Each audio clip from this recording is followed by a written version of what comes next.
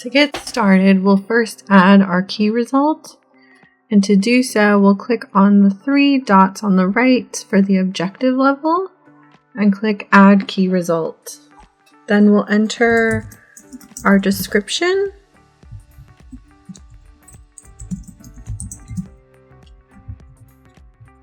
and click the green check. Now that we've created our key result, we'll click on the 3 dots to the right and click Link Item. Here we'll select the items that we want to link to this key result.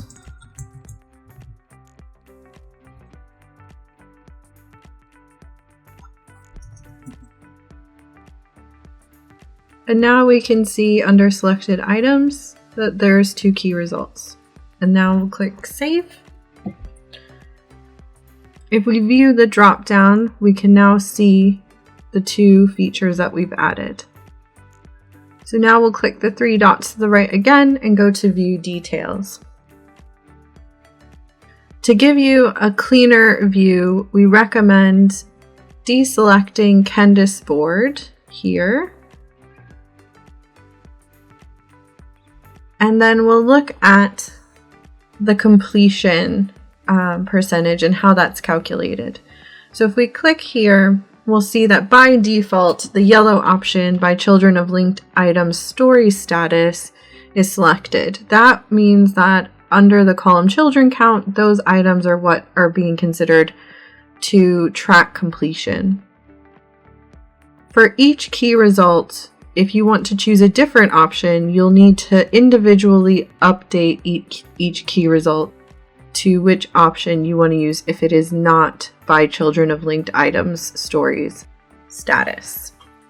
So if we want to view it based on the status in this column, we'll click by Linked Items Status. And now we'll see that it's updated at the top to 50%, because in the status column we can see that feature 20 is in progress, but feature 43 is done. So we're 50% complete. When feature 20 is changed status to done, we'll see this update to 100%. If we close out of this here, we'll be back to our key results and we'll see that this has also updated the completion progress. Another helpful tip is that you can drag and reorder your key results under your objective. And to do that, you can click on the 6 dots to the left, click and hold, and drag up or down.